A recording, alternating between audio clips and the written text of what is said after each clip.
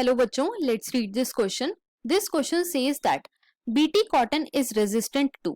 Question में हमसे पूछा गया है कि बीटी कॉटन किस चीज के रेजिस्टेंट है. Option A insects, option B herbicides, option C salt and option D drought. अब अगर इस क्वेश्चन के मैं की कॉन्सेप्ट की बात करूं तो इस क्वेश्चन का जो की कॉन्सेप्ट है वो है ट्रांसजेनिक प्लांट.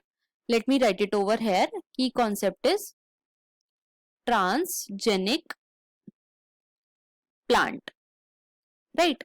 और जो बीटी कॉटन है ये बेटा एक ट्रांसजेनिक प्लांट है. बीटी कॉटन में BT stands for bacillus thuringiensis. Bacillus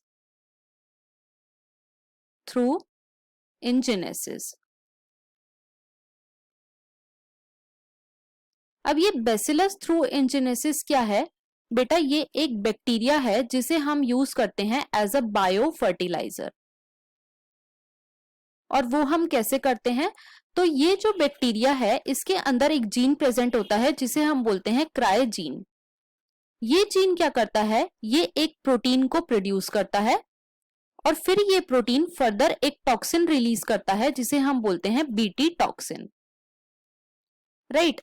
अब ये बीटी टॉक्सिन जब तक बैक्टीरिया में होता है तो ये इनएक्टिवेटेड फॉर्म में होता है. इनएक्टिवेटेड फॉर्म में होता है. लेकिन जैसे ही कोई भी इंसेक्ट इस बीटी टॉक्सिन को इंजेस्ट करता है तो वो क्या होता है? क्योंकि इंसेक्ट की गट का मीडियम कैसा होता है? एल्कलाइन होता है, जिसकी वजह से ये बीटी टॉक्सिन एक्टिवेट हो जाता है. और एक्टिवेट होने के बाद ये टॉक्सिन क्या करता है? ये इंसेक्ट की गट में पोर क्रिएट कर देता है, जिसकी वजह से इंसेक्ट की डेथ हो जाती है. और इस तरीके से हम बैसिलस थ्रूइंजिनेसिस को as a bio fertiliser use करते हैं. तो बीटी कॉटन किस चीज के रेजिस्टेंट हुआ? बीटी कॉटन रेजिस्टेंट हुआ इंसेक्ट के. अब हम अपने ऑप्शंस को चेक कर लेते हैं. ऑप्शन ए में हमें गिवन है इंसेक्ट, जो कि बिल्कुल करेक्ट है. ऑप्शन बी में हमें गिवन है हर्बिसाइड, जो कि रॉन्ग है. ऑप्शन सी में हमें गिवन है सॉल्ट, ये भी रॉन्ग है. और ऑप्शन डी में हमें गिवन है ड्राउट, ये भी रॉन्ग है. तो यहाँ पे जो हमारा करेक्ट ऑप्शन हो जाता है वो है ऑप्शन नंबर ए.